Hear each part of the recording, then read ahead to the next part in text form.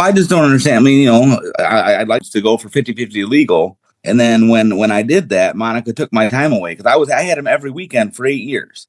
The parties come in and they can't quite get the parenting time situation squared up. So I say let's have the friend of the court do it.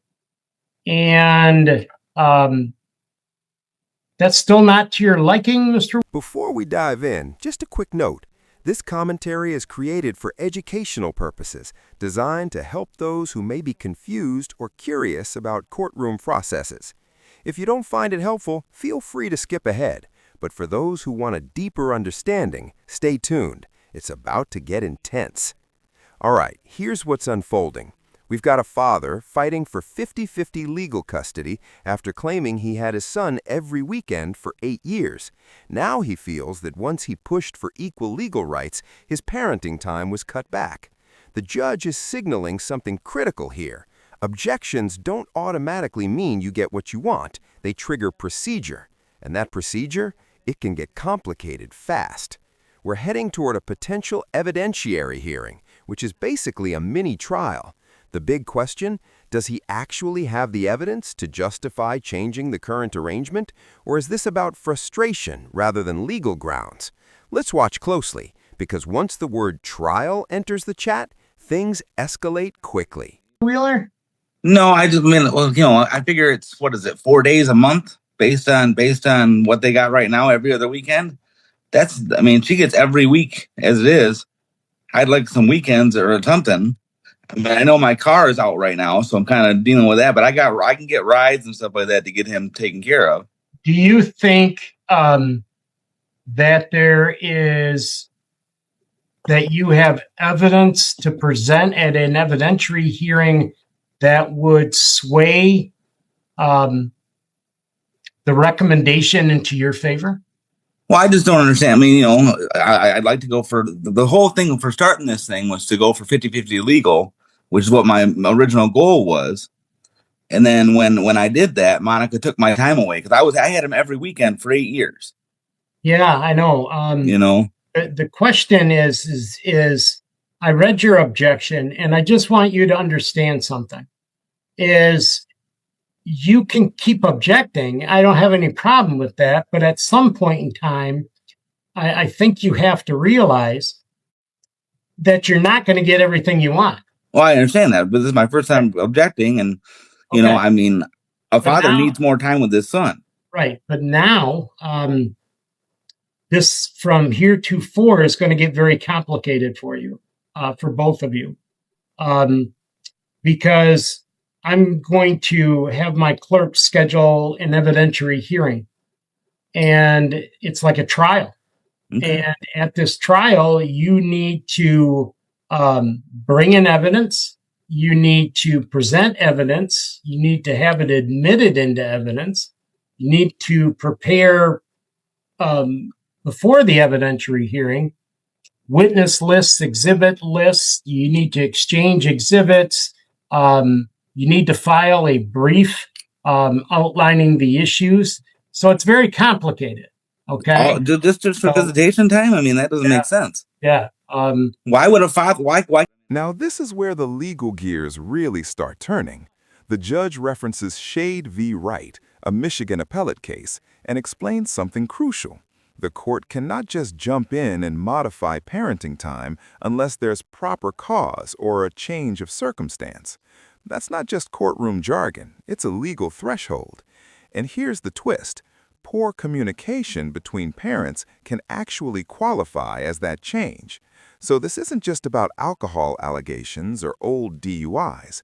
It's about whether things have changed since the last order in October 2024. The judge is drawing a line in the sand. Anything before that date has limited weight unless it's ongoing. So ask yourself, is this truly about child safety, or is this a breakdown in cooperation spiraling into litigation? Can't a father have 50-50, I can't answer that for you because I don't know anything about the recommendation. I don't get that recommendation until closer to the evidentiary hearing. So the parties are free to negotiate something on their own, and then if it's in the best interest of your child, I would probably sign on to that. But this is what the objection does. The only where to go from here is an evidentiary hearing. So if the parties want to get together before the evidentiary hearing and try and hammer out a solution that might not be everything you want, but you can certainly live with it, I don't have a problem with that. But otherwise, we have to have a trial on your objections, and that's the next step from here. Okay. It's kind of crazy to me, but I mean, I guess. Well, the law is very complicated, David. It is. I know. Yeah. And if either one of you were thinking of getting an attorney, now would be probably the time to do it. But I'll set that up for you. My clerk will send out the notice, and you'll get notice of when that is. And if we don't hear from you, then I'll plan to conduct the hearing and make a decision after I've heard the evidence. Okay? Okay. All right. You're all set. Both of you have a great week. Anything in your motion you want to tell me before I hear from Mr. Cam? No, I would just say that I filed a motion because there is currently no parenting time required. It's something that we've agreed upon through mediation through the judgment of divorce. Paragraph 11 says that we will be doing this reasonably and mutually agreed upon by the parents, and I don't believe that's been fulfilled. I don't believe it's mutually agreed upon by the two of us at this time. Well, it's somewhat vague, right? I mean, Correct. if the court order that is that parenting time will be as the parties agree, then if the parties don't agree, there is no parenting time, right? That is correct. Okay. Mr. Cam, what can you shed on this? I read your response. What can I what? You want to shed any light on this for me? Sure. We have originally, when we went through mediation, there was quite a lot of conversations, a lot of agreements that he has not held up to. I originally was planning on him having the kids one evening a week, unless they had other activities or things going on where that wasn't possible.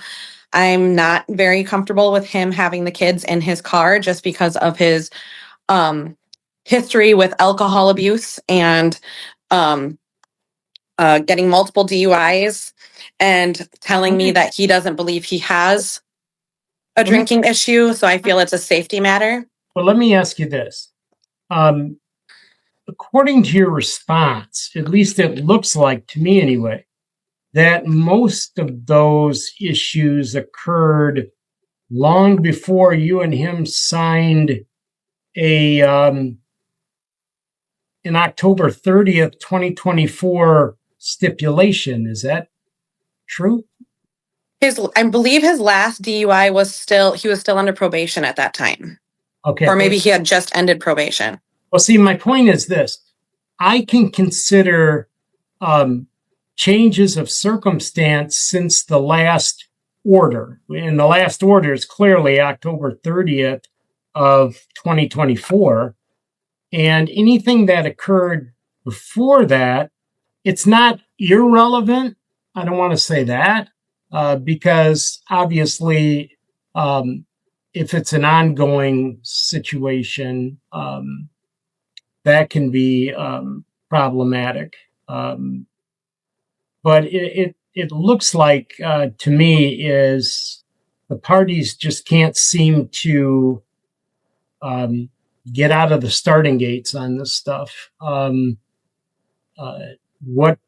I certainly can't decide that on a Friday morning. But I will tell you that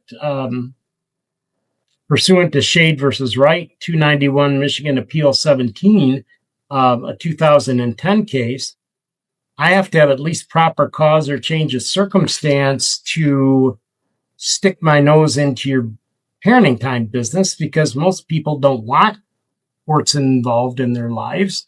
But poor communication or lack of cooperation between parents does constitute a change of circumstance to revisit parenting time, because the relevant best interest factor, MCL 722.23J is in Jimmy, diminishes each parent's ability to encourage a close and continuing parent-child relationship between the other parent and the child. Those was set forth in an unpublished decision of Bauman versus Hartman, which obviously is not binding for stare decisis purposes on me, but is persuasive. So my only recourse at this point is to reopen parenting time, send it to the front of the court for a complete investigation and a recommendation. Mr. DeCam, are you currently working? Yes, I am. And Mr. Cam, are you currently working? Yes, I am. Okay. So the fee for that investigation and recommendation is $300. It'll be split between the parties. What they will do is they'll meet with both of you before they do anything, and it'll be by Zoom. And they'll see if they can't come up with an agreement that you both can live with, I guess. And if you can't, then they will conduct a full-blown investigation. Both parties have to fill out questionnaires. They will talk to whomever witnesses you wish them to talk to. They may talk to the children, they may not. And at the end of the day, they will make a recommendation to me about what parenting time should be, and the parties can accept it. And if that's the case, an order would be entered and it would be done. Or they can reject it, and in which case I would have to, like my last one, have a evidentiary hearing, a trial on what I believe parenting time should be. So that's kind of where we're at this point in time. I'll get the ball rolling for you guys. But I really hope that when the front of the court meets with both of you, which usually is in a couple of weeks, that they can come up with an agreement and put an end to this thing. But if not, we'll run a complete investigation. Okay? That's what Perfect. I can do for you. All right? Thank you, Your Honor. All right. Thank you both. And make sure the front of the court has your current addresses and all that. If there's any doubt in your mind, go over there to 82 Ionia and make sure they have it, because they don't forward mail. And I don't want anybody getting lost in the problem. Okay. Thank you, Your Honor. Good luck, both of you. Here's the professional takeaway. The judge didn't rule in favor of either parent today. Instead, the court is reopening parenting time and sending the case to friend of the court for a full investigation. That means interviews, questionnaires, possibly speaking with the children, and ultimately a formal recommendation. Both parents will split the $300 fee, and they'll have the option to accept the recommendation or reject it and proceed to a full evidentiary hearing, essentially a trial. What stands out most is the legal standard. The court must see a change in circumstances since the October 2024 order. Historical issues like prior DUIs matter, but only if they're ongoing or newly impacting the child's best interests. This case now hinges on cooperation, credibility, and whether either side can prove the current arrangement is no longer workable. Family court isn't about winning, it's about what serves the child's best interests under the law. And sometimes that means more process, not immediate answers. If you found this case as shocking as we did, make sure to hit that like button, share your thoughts in the comments, and don't forget to subscribe for more jaw-dropping courtroom breakdowns. Thank you. Next.